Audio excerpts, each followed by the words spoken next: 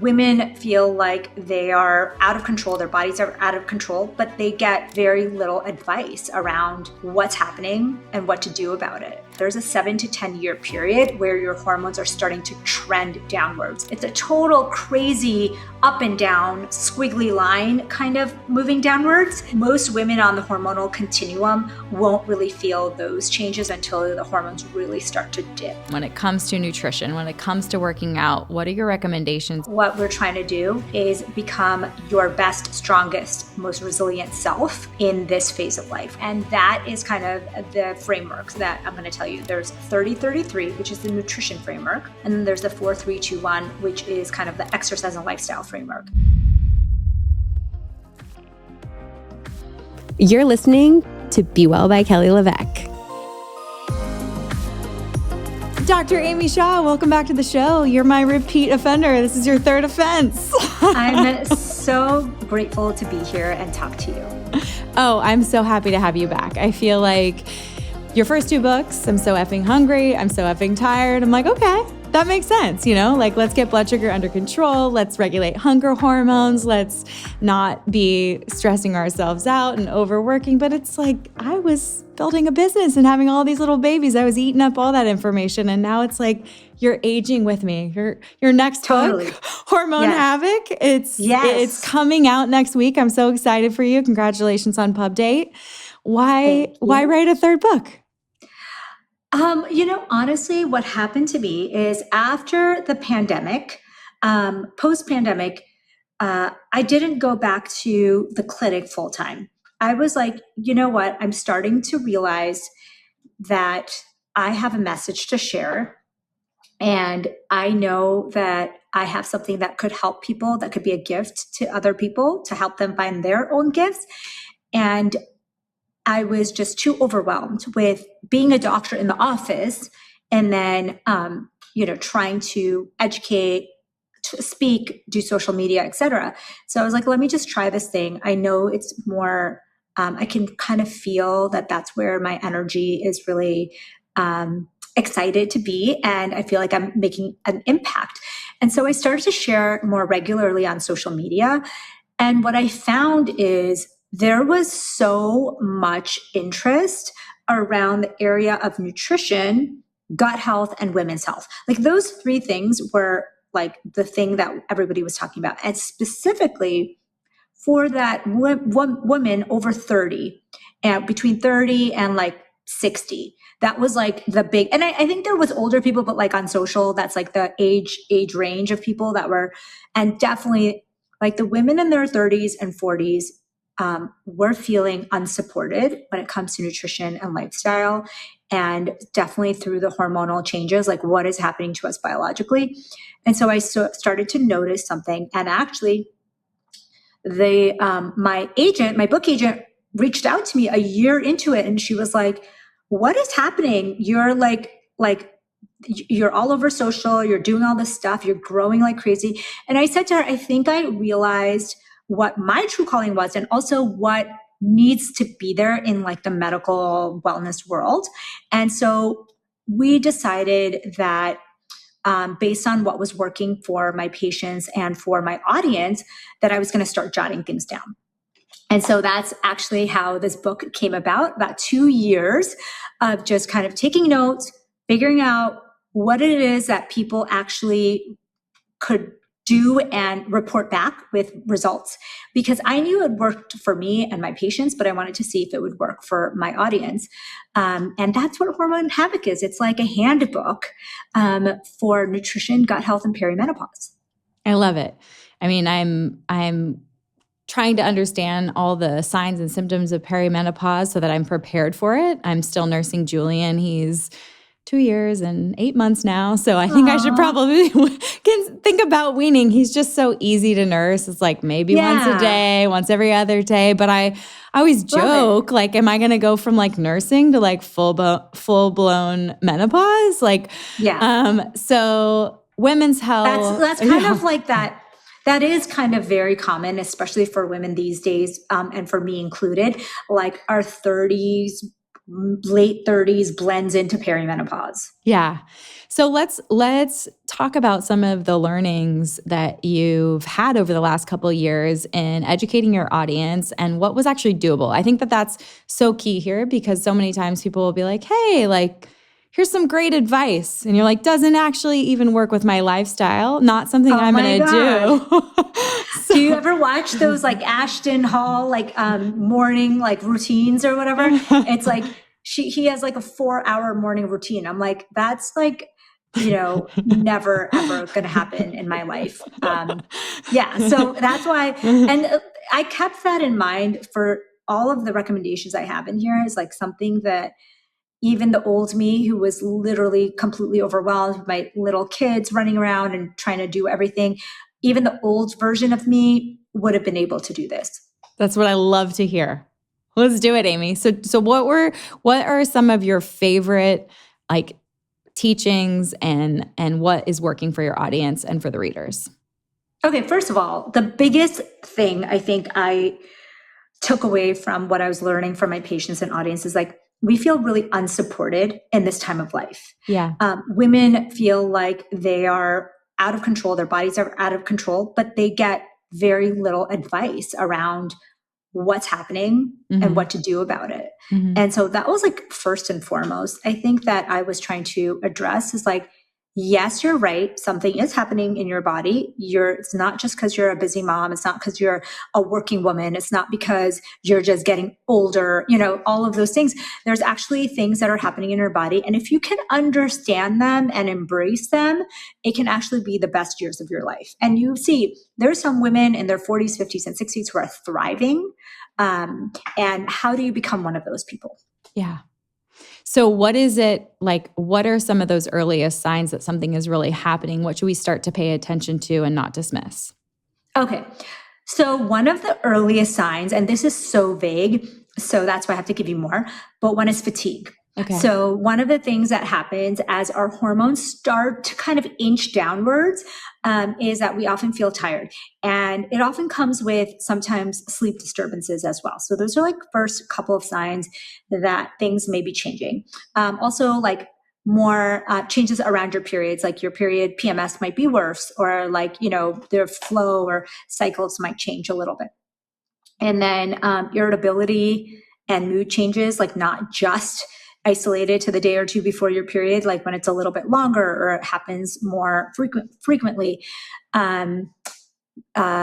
Brain fog is one of the early symptoms because your brain is trying to adjust to the changing hormones in your body.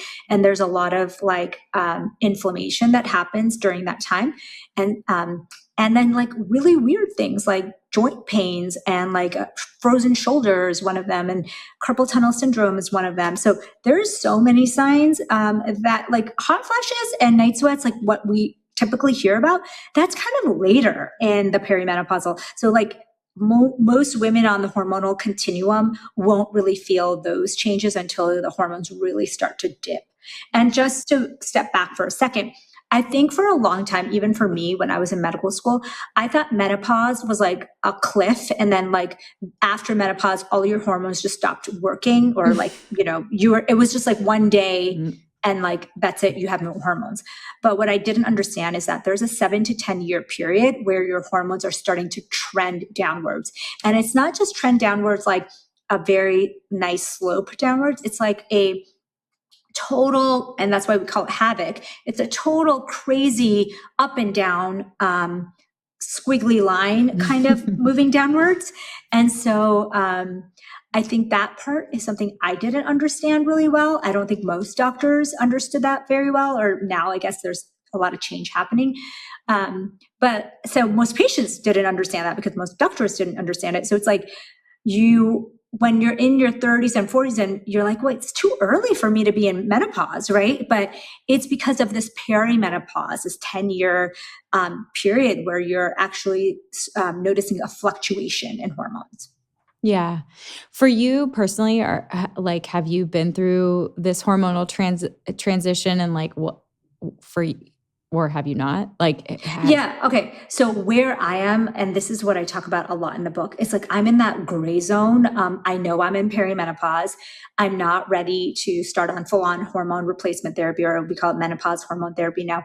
But I think there's a lot of people, it's like I'm in that 7 to 10 year window. Yeah. So for people, if you're wondering if you're in the window, or if anyone's wondering, so average age of menopause is 51. That means that you haven't had a period in 12 months. That would be like average 51. But there are people who get to have menopause at 45, and there's people who have it at 55. There's like a big range, right? And so perimenopause then can start in your mid to late 30s.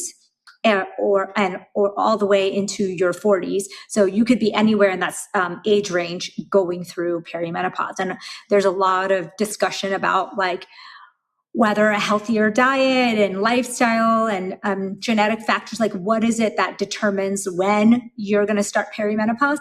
We don't really think there's a way to like actually delay it per se, but you would say that people with really unhealthy lifestyles, or people who smoke, and people who have like, they will often have an earlier perimenopause and menopause. Okay. So that's kind of the range. My new amino acid supplements come in flavorless and lemon water, and they're flying off the shelves, and here's why.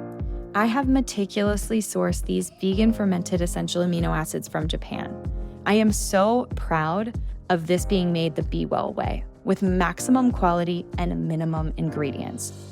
My flavorless is simply those vegan fermented essential amino acids from Japan. Our lemon water contains minimal ingredients of only organic lemon powder, organic citric acid, and organic monk fruit. No natural flavors, no artificial flavors, no artificial sweeteners, no emulsifiers, no additives. This is simply that nutrition targeted for your goals. If you want to give my Be Well protein or aminos a try, or restock it if you're already loving it, take advantage of my gift for podcast listeners. Code podcast10 is going to get you $10 off just for being a listener. Write it down and shop with me after you listen. One thing I've really come to value as a mom is choosing pieces for my family that last. Things that are thoughtful, comfortable, and easy, especially for long days outside or traveling together. That's exactly why I love Minnow. Minnow is a family lifestyle brand rooted in clean lines, simple details, and effortless seaside feel. Everything they make feels timeless, yet fresh, playful, and polished. Pieces you reach for again and again because they just work. Founded nearly 10 years ago by Morgan Smith, a mother and entrepreneur who grew up in Laguna Beach and now lives in Charleston, the brand reflects life by the water through sun-washed color palettes, purposeful details, custom prints, and beautiful, high-quality production that feels elevated without being fussy. As a beach-going family, we've been loving their girls' rash guard one piece, boys' boardies, and unisex rash guard shirts.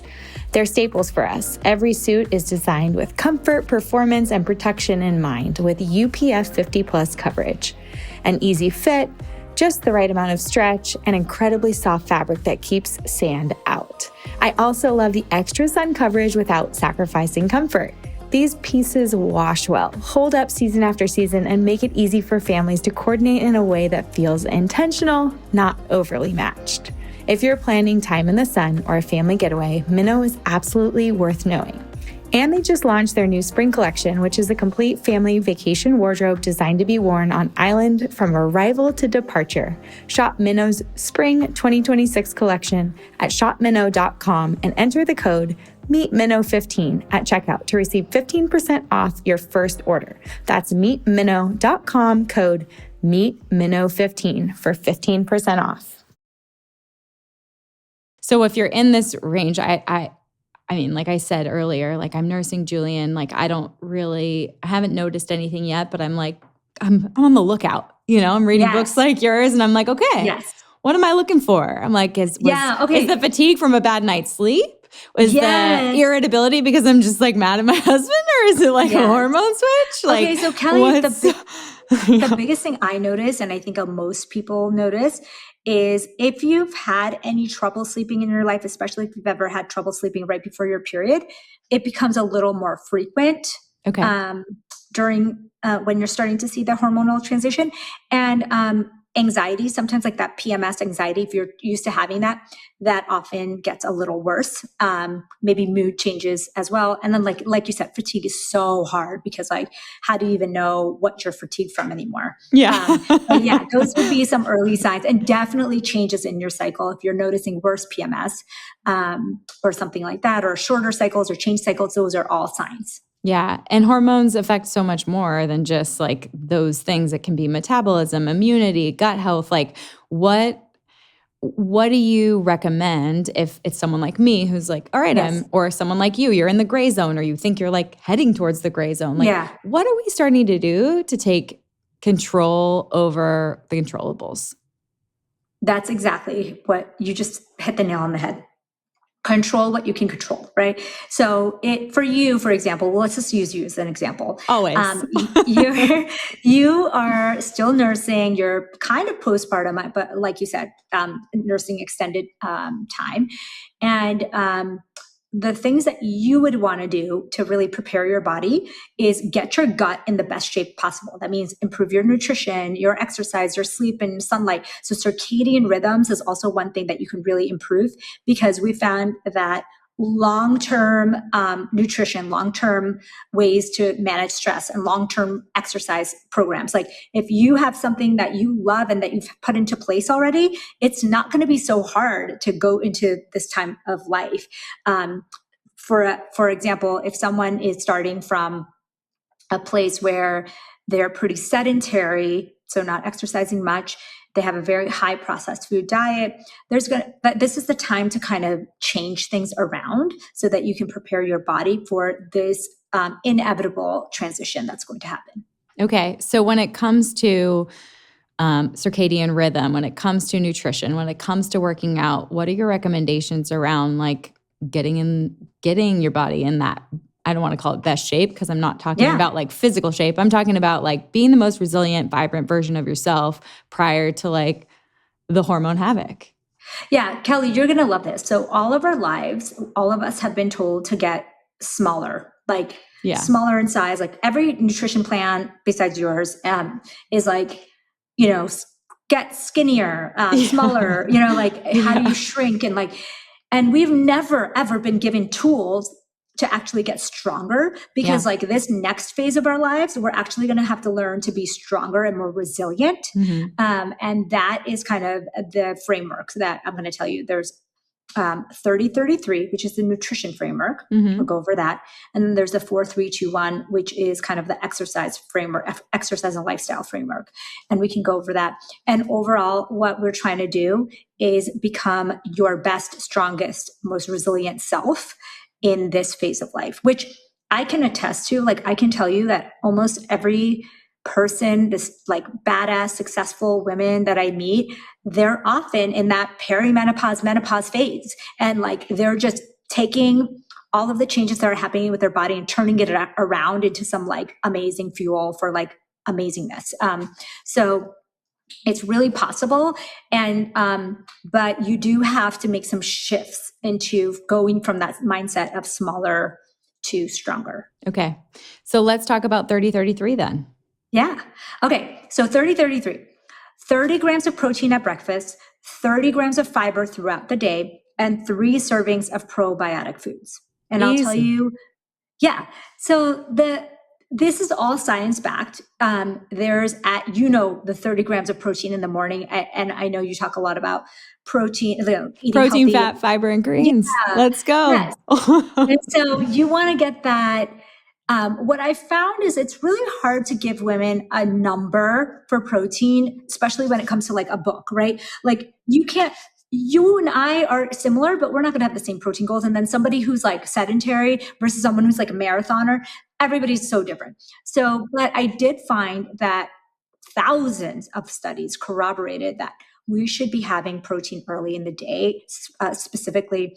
Like it doesn't have to be a 6 a.m. breakfast, but early in the day, having that protein really sets you up not only for better mood, but also like less cravings, and also the chance to have more protein in the day. So like it's your best chance to get in more protein in the day so that your total protein for the day is something that is substantial. And so that's the first part. And that's kind of familiar, I think, for a lot of people who've been around the internet. Like we talk about protein ad nauseum.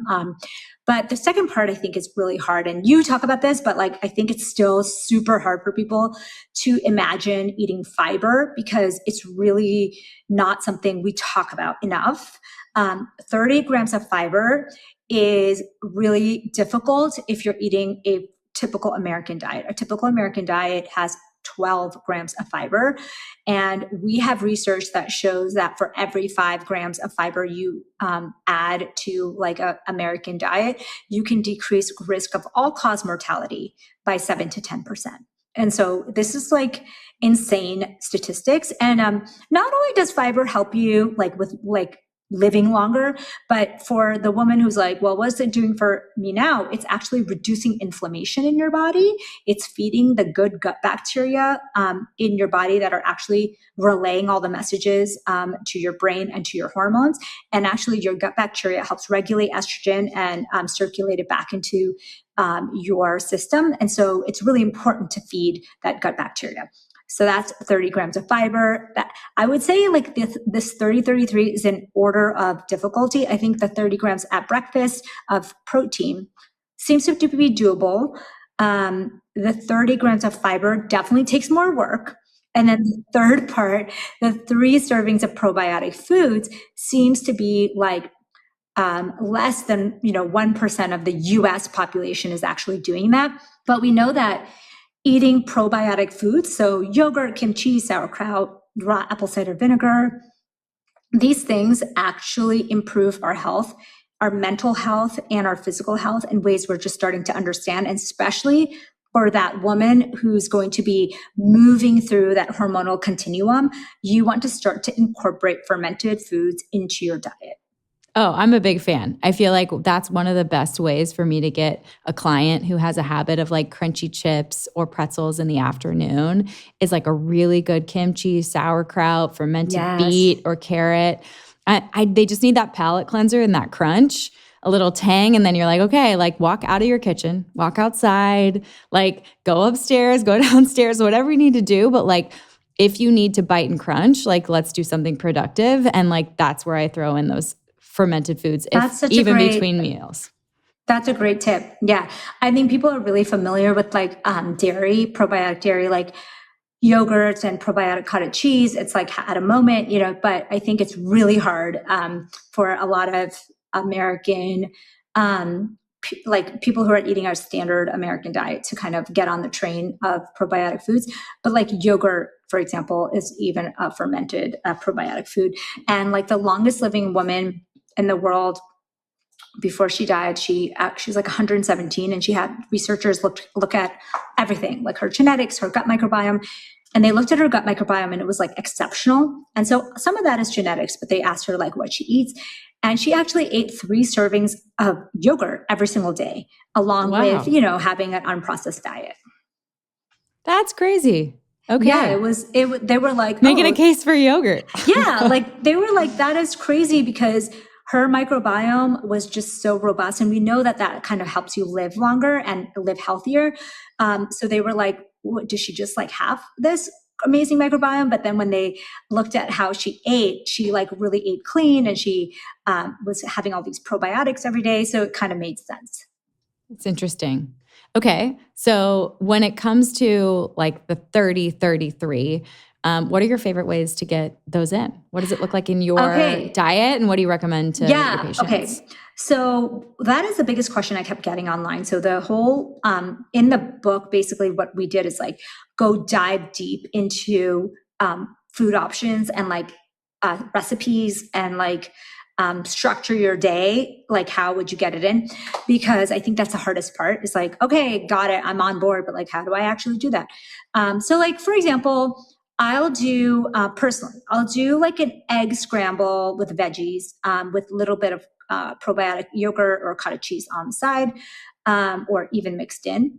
And then that's kind of got your protein. It has some fiber, and then you have your probiotic. And then at some point in the day, I'll have yogurt with chia seeds, and do like a chia seed pudding with berries. Like berries are shockingly, I know you know this, but most people don't know that they're like an amazing source of fiber, like raspberries and blueberries. So having a chia seed pudding, yogurt parfait with chia seeds and like fruit, and whatever sweetener you want, you can add to it. And then you can have like a salad with protein and veggies. So like if you really ate an unprocessed, like less processed food diet, it's not hard to start to incorporate these things. Like I even count raw apple cider vinegar as one of your probiotic foods. So if you added that to your dressing or whatever,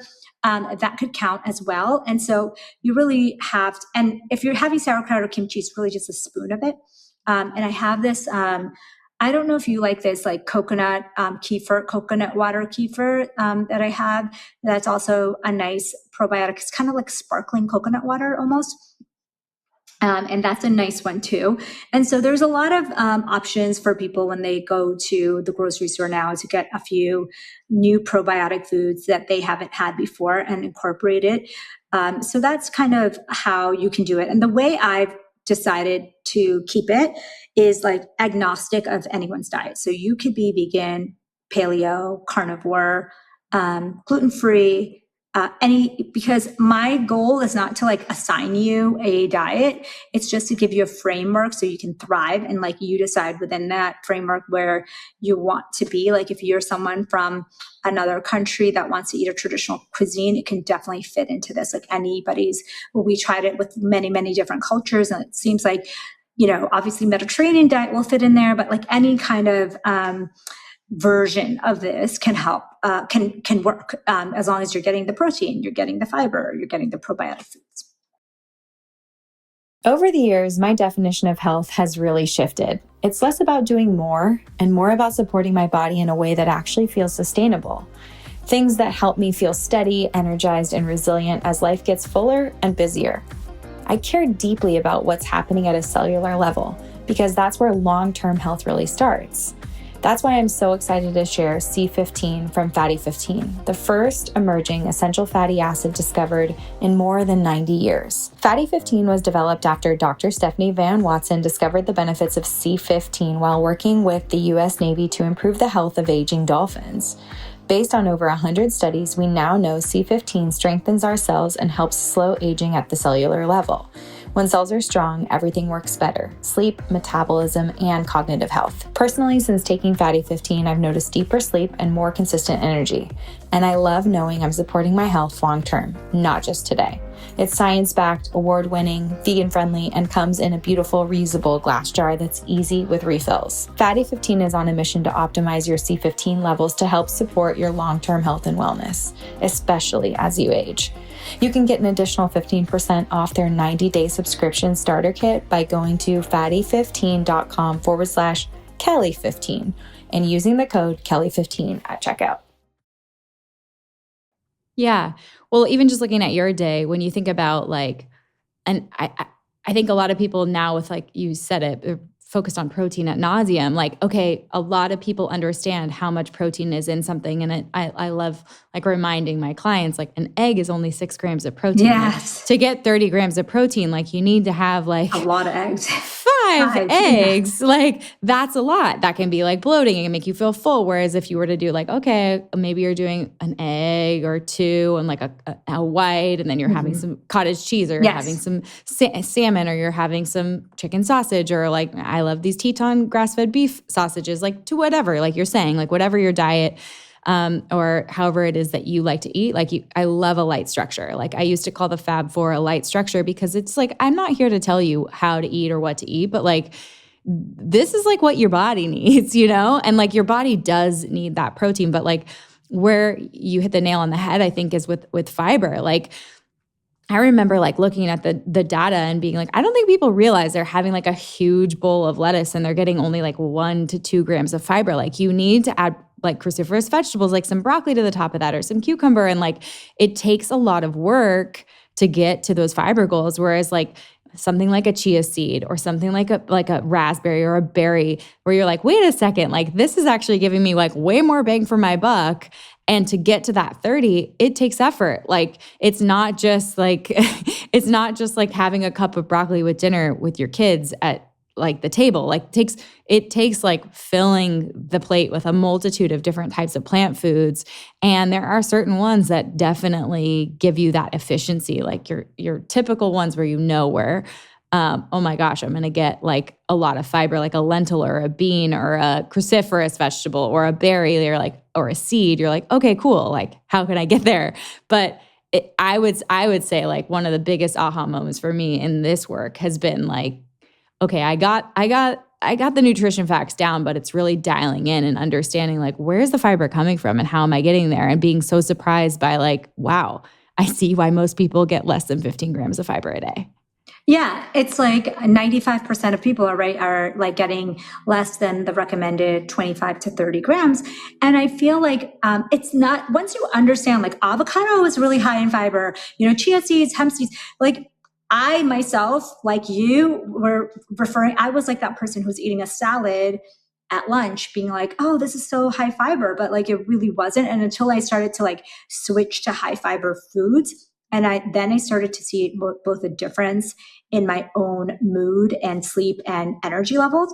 But I also noticed like, oh, it's not that hard if you actually understand what actually has fiber, because I think most people just think of fiber as like a fiber supplement, Yeah. Yeah. And I mean, I think there's a place for something like a psyllium husk in a smoothie or something like that. But like you hit the nail on the head. I always think that the Sonnenbergs like do a good job really explaining like the quantity and variety of fiber-based plant foods in your diet and how they can be like such a support of a really like healthy metabolic human. So on top of the protein, which, like I'm a huge fan of 30-33. That was a great That's great. That's great framework and like leveling people up with the probiotics and the fermented foods. So I'm curious, when you think about like supporting your clients to eat this way, or where do you see them kind of like fall off? Obviously, you said like the fiber is going to be the hardest piece, but for that like 30 grams of protein breakfast, you have lots of examples in your book, like other than like eggs and like a little probiotic cottage cheese, like what are some other favorites for breakfast? And are you sticking to breakfast foods, or are you like open to all types of foods? No, open to anything. Okay, but let's put it this way. Anything you could eat that has protein in it is game for your first 30 grams of breakfast. I understand that some people wake up and they're just not hungry. And like for a lot of days, depending on where I am in my cycle, and like everybody I think women tend to have different energy levels and appetites, like depending on where they are in their cycle and what kind of workout they're doing, et cetera. So say you have a late breakfast, you might not want to eat breakfast foods, right? But so there's no rules around what you can eat and what you can't eat. One of the other things though, if you are like, oh, I want to just know what's super quick and easy, like something like a smoothie, a protein smoothie, or a Greek yogurt with, mixed in with berries, and that could be great, really quick options, like when you're on the go. And then like you mentioned, like a healthy scramble, like whether it be meat-based or tofu-based or something that has high amounts of protein and veggie scramble, like with that, it is like, the world is your oyster and you can really just pick what you love and do it every day. I find that the easiest meal to get like as much of your protein, fiber, and probiotics is breakfast. We have much more willpower in the morning. We tend to set a little bit of time aside, or at least we can usually, more so than lunch and dinner for most of us. So I think there's a lot of options there. But I think the biggest and I think we can just touch on intermittent fasting just a little bit. So one of the biggest mistakes, or one of the biggest things I've seen in the research, let's put it that way, is that there's more and more data coming out that people who skip meals all day long are not having great health outcomes when it comes to heart disease, diabetes, obesity, etc. And you think like, wait, that doesn't make sense. Like people who don't eat all day and then they just eat a really big dinner, like they're not as healthy. And it's like over and over, we're seeing study after study, whether it's intentional or not intentional, people who basically eat only one meal and it's a really large meal late in the day, that seems to be contradictory to our own body's rhythms. And so that's one thing I've seen that is a mistake that people make, thinking that they're doing something really great for their body. And what ends up happening, and I'm sure, Kelly, you see this with clients, because this was my husband. My husband's a physician. He'd skip breakfast and have just coffee, and then to like in the name of intermittent fasting. And then he would not have time for lunch. And then at like 3 p.m., he would be insanely starving, raid the back, nurse's station, or like go through a drive-through right near the hospital and like come back, with this humongous meal, and then maybe eat snacks all through the late in the day because he didn't really eat enough during the day. And so I think that's a mistake that a lot of people make, especially now with all of even more digitalization of our society. Oh, I feel like I can't tell you how many times intermittent fasting or trying to be too good early in the day backfires. Yes. One of the easiest levers that I have to pull that's been like a part of what I've like tried to promote or talk about or get people excited about has been the Fab 4 smoothie. And literally, I'm telling you, it's because every single time someone puts what they need to put, protein, fat, fiber, and greens in that blender, they're hitting 30 grams of protein. They're adding chia flax, psyllium husk, cauliflower rice, avocado, things that are high in fiber, that make that smoothie thick, that put weight in their stomach, that make them feel full, that that regulate hunger hormones. I think the only thing I'm missing in there, I would have to add a little bit of yogurt or something, maybe some of that coconut kefir would be to hit that probiotic mark. But I'm telling you, there is nothing like shutting down hunger hormones, being fueled, not like you had a bagel or a too sugary granola spiked up, crashed down, and are now on a blood sugar roller coaster craving other sweet things, but to really regulate hunger with protein, fat, and fiber, and to feel that calm, regulated feeling rolling into the rest of your day. It is so easy to make the right choices at lunch and at dinner. And when someone is having a hard time, a lot of times I'm like, there's a control factor here where you are trying to fast or be too controlling with your food. And if you just leaned in, and even like, I love that it's 30. So many times it's like 20 grams of protein at every meal. And I'm like, I'm telling you, when someone really has a hard time staying away from the snacks or the afternoon crash, the late night eating, I will push 40, 50 grams of protein in that first meal for the first couple of weeks to be like, let's regulate you. Let's get you back under control, feeling satisfying, telling your body you are fueled and you are fed and we are good. And then getting to a place where we are really having that slow flow, like I always call it like the little ripple instead of the big waves of blood sugar. And man, I'm telling you, get out of your own way and it's money from there on out. Like the energy surges, the regularity of bowel movements happens, the sleep gets better, mood gets better, and you're like, wow, I'm following through. So I actually feel good about myself now. And it's like, it's how magical. It's so and magical. It happens and the feedback that people give is like within days. It's not even like it needs months and months of like trudging through this to like feel the benefits. And the thing is, Kelly, is that when you are starting to move through that hormonal continuum, we'll just call it, so like I call it basically like the perimenopause, menopause kind of thing, it's even more important because what happens is our level of inflammation goes up because estrogen is kind of an anti-inflammatory hormone. And so as it goes down, our inflammation starts to go up. And so that means, your gut is kind of angry. There's dysbiosis, like your gut bacteria aren't working as well. And then you have that brain fog. And it's so much more important now to be eating in a way that keeps your blood sugar steady, that keeps your inflammation levels down, that keeps your brain sharp, because that time, as you start to notice that, if you're not doing this, like if you're not having a Fab4 smoothie or you're not prioritizing protein and fiber, you're going to really notice a big shift in your energy, your inflammation levels, your brain fog, your mood, all of those things. And it's like the things that worked in your teens and 20s is no longer going to work. I mean, you probably already noticed that, but that's definitely something that I hear every perimenopausal woman say. Like, one thing that happens is like you can't bounce back from poor eating or drinking like you used to. And that just gets even more exaggerated as you move through menopause, as you can imagine the amount of problems you have with the recovery, and like imagine them getting worse and worse and worse as you move through this continuum. So you really do have to have your ducks in a row so that you're not kind of going through that.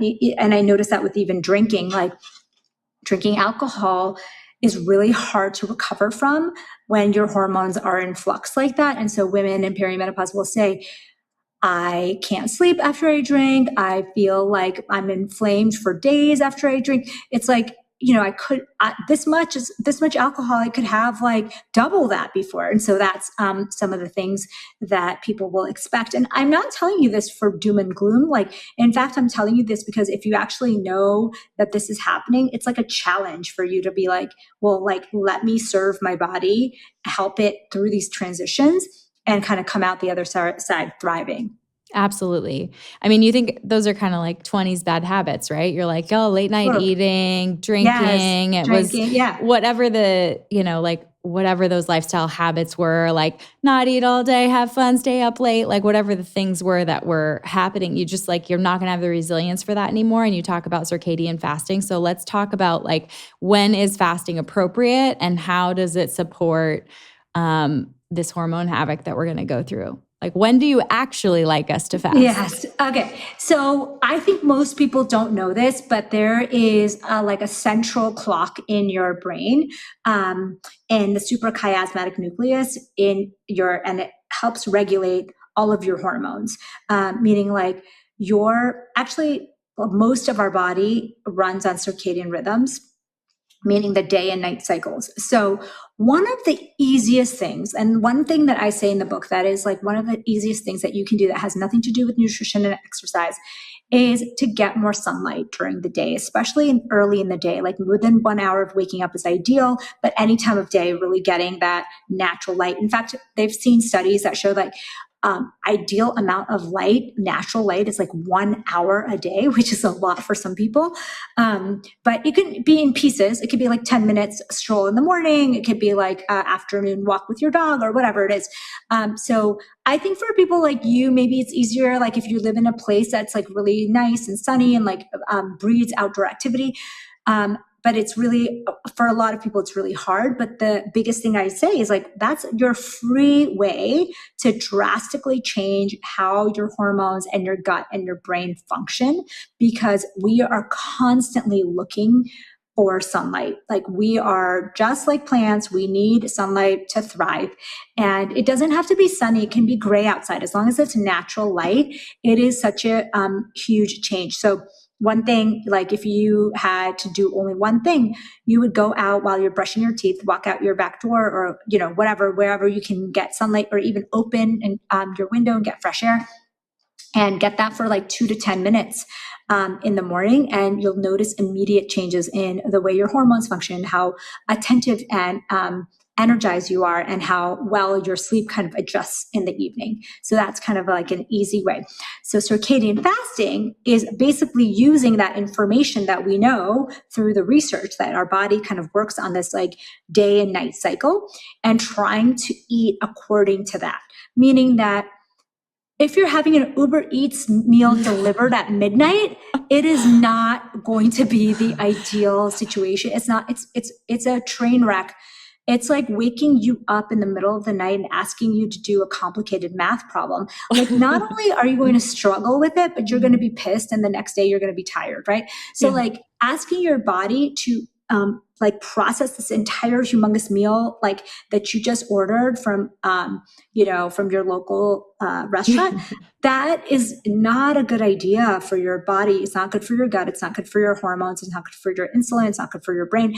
And this wasn't possible until like a few years ago, right? Like I think even like 10 years ago, there was no like late night big meal food delivery. Like if you think about thousands of years ago where like our genes were programmed, and how evolutionarily we kind of developed this, after sundown, you wouldn't really have the option to eat much. It was like dinner with a fire and then like maybe like a little bit of a snack or whatever. But there's really good evidence that people spent a lot more time in a fasted state, just naturally overnight.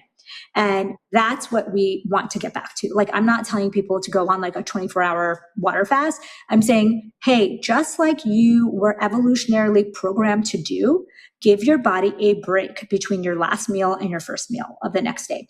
And if you look at the statistics, people are not giving themselves breaks. It's like the last snack or meal that you're having late at night, and then you're starting to eat right when you wake up. And sometimes there's only like a 6 to 8 hour break between the two. And so we just want to spread that out at least to 12, 14 hours. And I'm not asking anybody to kind of like, you have to stick to one particular time range, but just kind of loosely. We know the old adage that don't eat too close to bedtime. So say you stop eating 2 hours before bed. So say you finish dinner at 7 and you're winding down around 9:30 or something, and then you wake up at 6. You might not have your first meal till 9, so that's like a 14-hour fast right there. So it's something that's very natural with your biological rhythms, and there's no hard and fast rules. Like, you don't have to do it every day. It's not like somebody's gonna like check if you like went 12 hours and then the next day you went 14, the next day you didn't do it. It's really based on your own circadian rhythms and what you feel. But honestly, I would say that just for people to not eat for 12 hours overnight, like that itself is an improvement in a lot of people's health. And then you stretch it out a little bit more as you feel comfortable, as it makes sense in your life. And that can make a huge difference in your health. Totally. I feel like the doability of this really comes down to getting that 30 grams of protein first thing when you wake up. You're getting that. Yeah. When you start to spread those meals out, like when you really have breakfast and you have lunch and you have dinner, you don't have those cravings late night. You feel sleepy earlier. And then you notice, like, if I do eat something an hour or two after dinner, I kind of like wake up again. And then it totally wrecks my sleep. So big fan. Yeah, I agree with you. And like, I notice now that I've been doing this for so long, when I do eat a late night, because I've been traveling so much, and like, sometimes you just end up getting to the hotel or city really late, and I just feel awful. Like, I feel like I can't sleep as well, and I feel lethargic in the morning. So I think it becomes like something we didn't even notice. Like, we just thought it was like normal life, but it makes a huge difference when you start to do it. Definitely.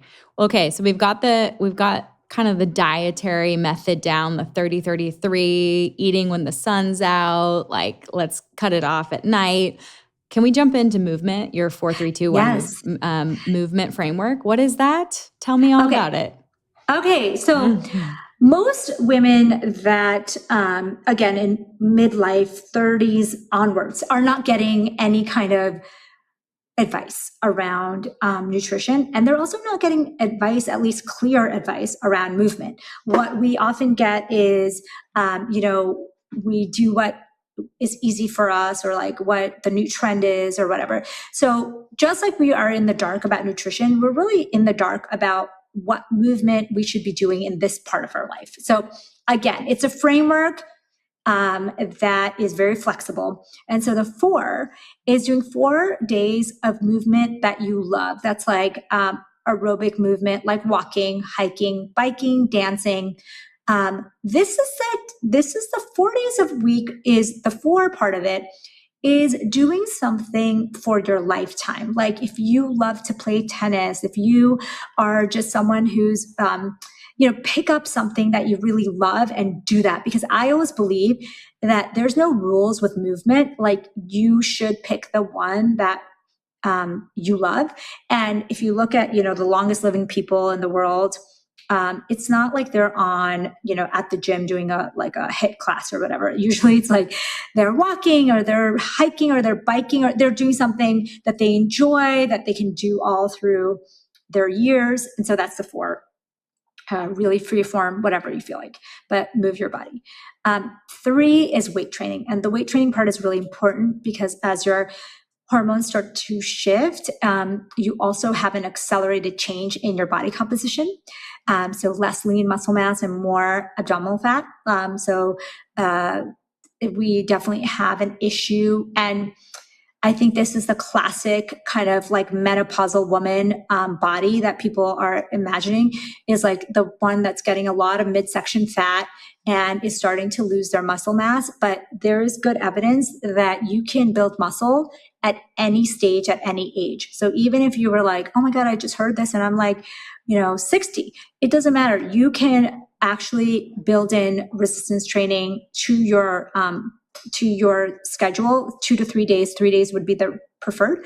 And there's really good evidence, great studies looking at that and preserving your bone and muscle mass, because this is the time that bone and muscle mass accelerate, like literally go down at a rate like 10 times what it was perimenopause. So this is super, super important, because if you're not doing resistance training, you're basically setting yourself up for frailty, falls, breaks, fractures, and really not having good movement long into your 80s, 90s, and 100s, hopefully.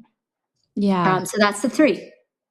Okay. So we're doing something fun for 4 days of the week. We're lifting weights 3 days a week. I'm obviously a huge fan of that. I'm always so inspired by the reels of women who are like, you see them in their 50s or their early 60s, and then all of a sudden they're like jacked 65. And you're like, that's what I'm talking about. Bring some protein on board, hit it with some creatine, hit those heavy weights, go slow, and like don't break a hip, and you're moving on. I mean, there's this amazing study that looked at people in like their 90s and they were able to put on muscle mass.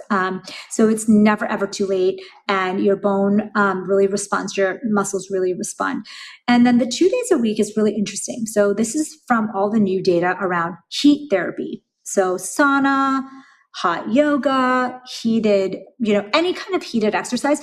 All the data is on sauna, right? But you actually, you look at the mechanism of what's happening, and it's really increasing your core body temperature for about 20 to 30 minutes. So what if there's good data on hot baths in Japan that can do that? So hot tubs, hot baths, steam rooms, like saunas, hot yoga, like anything that's going to raise your core body temperature for that amount of time, it creates heat shock proteins. And these heat shock proteins seem to be protective for us cardiovascularly, for brain health, and give us a boost of growth hormone, which is what really declines along with our other hormones during this time. And this is like, the Finnish data study sets are like hundreds of thousands of people. And so it's really nice to have a healthcare system where they actually looked at the people who are using sauna 4 days a week and how they were actually much healthier than people who barely ever used it. And so we are a different population, because we are not a population of people who are always using the sauna. So it's like hard to kind of say we can replicate exactly what they do, but they actually really incorporate it into their lives. And so for me, I looked at the minimal effective dose of this heat therapy, and it looks like 2 days a week seems to be like the minimal effective dose that you can still get benefits. But it's not like, you don't have to do it every single day if you don't have access to it or don't like it or something like that. So I have a follow-up question to the sauna piece, because obviously there's a lot of I'm a huge fan of saunas. I'm a huge fan of hot tubs, jacuzzis. I'm like, wrap me up in the warm sauna blanket, don't care. Yes. Cold plunging, maybe not a big fan of that. Yes. And that's okay. But let's talk about, are you seeing a difference in the research when it comes to, or is there any research on infrared technology in sauna versus a traditional Finnish sauna? Like for me personally, if you're asking me to go in it a couple of days a week, I want it to heat up quickly and get really hot, and I want to stay in there for a shorter period of time. But I used to have a sunlit and infrared sauna up until my third pregnancy, and then it was like I wasn't using it consistently, and I couldn't use it pregnant, so I gifted it to a team member on my team. Awesome. Yeah, but I'm like in the market again, and I'm like, should I go Finnish? Or like traditional hot, like true hot sauna, or are you seeing the benefits of infrared technology outweighing that? So that's a great question. I think a lot of people are confused because infrared technology is so trendy and there's so much potential, right? But that's the thing. There's so much potential, but if you're looking for hard data, it's the Finnish sauna that has the hardest, even though it's more like traditional, like maybe people think it's not as modern. So if you're looking for hard data, it's the Finnish dry sauna model. Mm-hmm. But there's definitely lots of new research that is being done on infrared technology. So I don't think that it's a bad option either way. Verdict's not out yet. Okay. Yes. And then what's the 1, 4, 3, 2, yes. 1? What's the 1? 1 is the one that you're not going to like, or most people are not going to like because they probably haven't sprinted since they were like, in high school. But number 1 is doing 1 high intensity kind of sprint workout every week. And this is from data that shows that you need to exercise your heart up to 85% of its capacity, at least like once a week, to keep it soft and flexible and strong and mobile. It's like, if you never pushed to your limit, you're not going to have the same limit. It's going to keep coming down. Yeah. And so there's some good data that shows that even sedentary people, if you take sedentary people and you put them on an exercise program and you start to work them up, like you start to add in more cardio, more weight training, and then the last thing you add is like 1 sprint workout a week, they actually reverse the age of their heart by 20 years. What? I did read somewhere that that there's a large percentage of the population that never sprints again after it was like 35 or 40. And I was like, what? As a soccer player, I'm like, what? How is that possible? Well, but it makes sense. No, I mean, I'm not playing soccer right now, but I mean, I could see how that could happen. You're like, okay, I get into weightlifting, and then I'm on the stair climber at the gym, and then I go to vinyasa hot yoga, and you're like, yeah, I guess unless you're doing a Barry's or an Orange Theory Fitness or some type of HIIT training workout that throws you on a treadmill and asks you to sprint. But even then, you have to have the mental capacity to say oh, I'm going to really push it. I'm gonna actually turn up the heat here and try to go all out.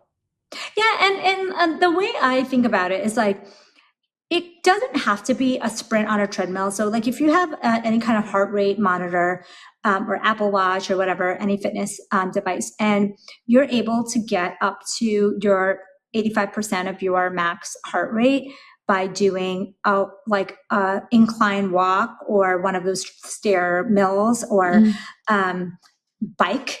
You just have to challenge yourself. And challenging yourself is really different in the very beginning. When I first heard about this research, I was oh yeah, I'm just going to go do sprint workout today. And then I went to the gym and I literally got 30 seconds into it. And I was like, okay, I'm done. I hadn't done a sprint like that, an all out sprint in so long. And so I realized, okay, well, that's it for today. I'm going to do that. If someone needs a structure to their exercise program and they're just looking for some kind of framework to work towards, that is the 4, 3, 2, 1.